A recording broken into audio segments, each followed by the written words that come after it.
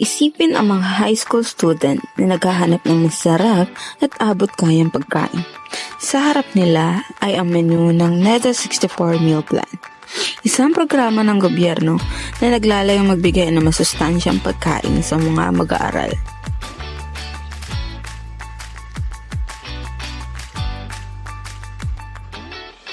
Ang litrato ay nagpapakita ng isa sa mga menu na ibinebenta sa aming paaralan. Gayunpaman, sa presyo pa lang, hindi kayang bilhin ng isang estudyante ang ganitong pagkain sa halap ng 21 pesos. Sa ganitong kalagayan, papasok ang katanungan kung paano nakatutulong ang mga inaasahan ng lipunan sa issue. Na ang lipunan ay maasa na ang gobyerno ay maglaan ng mga solusyon na may direktang benepisyo sa mamamayan, partikular sa sektor ng edukasyon.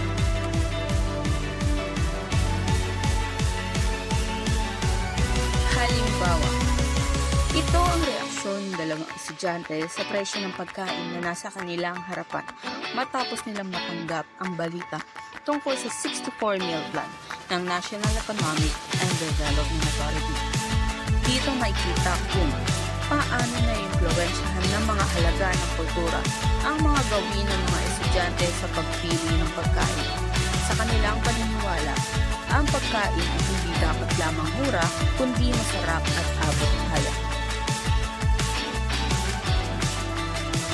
Gayunpaman, ang presyong ito ay hindi pasok sa halagang 21 pesos sa bakong ng estudyante. Kaya, maaaring hindi pa rin sila makabili ng pagkain.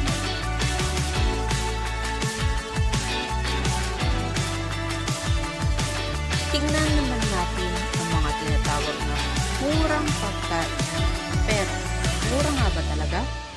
Sa mga presyo na ito, isang biskwit pa lamang ay mauubos na ang iyong 21 pesos. Paano ba kaya ang halaga ng iyong inuwi?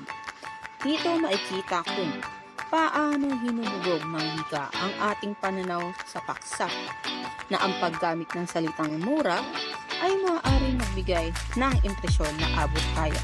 Ngunit sa realidad, ang presyo ay hindi na ayon sa kakayahan ng mga estudyante.